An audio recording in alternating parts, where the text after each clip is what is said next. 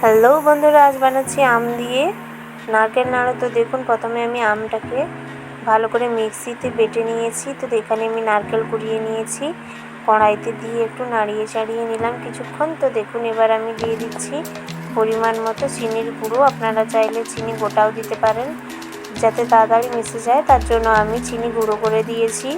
তো দেখুন, বেশ কিছুক্ষণ ধরে নাড়িয়ে নাড়িয়ে আমি নারকেলটাকে খুব ভালো করে চিনির সাথে মিশিয়ে নিয়েছিলাম। তো দেখুন, এবার সেই আমের মিশ্রণটা আমি ওই নারকেলের মধ্যে দিয়ে খুব ভালো করে নাড়িয়ে চাড়িয়ে নিচ্ছি। এটা ততক্ষণ নাড়িয়ে চাড়িয়ে নিতে হবে যতক্ষণ একবারে জলটা মরে না যাচ্ছে, শুকনো শুকনো যাতে হয়ে না যাচ্ছে।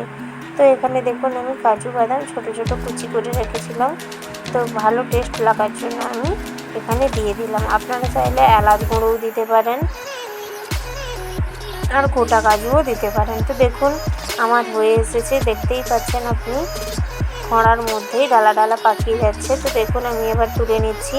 তো হালকা করে ঠান্ডা করে নিয়ে আমি লাড্ডুর শেপে গোল গোল করে নিচ্ছি।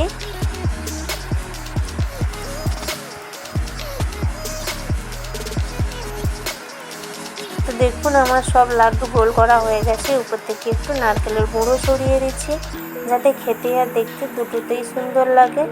তো এই ম্যাঙ্গো দিয়ে নারকেল নাড়ুটা কেমন লাগলো অবশ্যই কমেন্ট বক্সে জানাবেন। আর অবশ্যই চ্যানেলটাকে এখনও পর্যন্ত শেয়ার, সাবস্ক্রাইব, লাইক করে না থাকলে অবশ্যই সাবস্ক্রাইব করে দেবেন আরও নতুন নতুন রেসিপি পাওয়ার জন্য।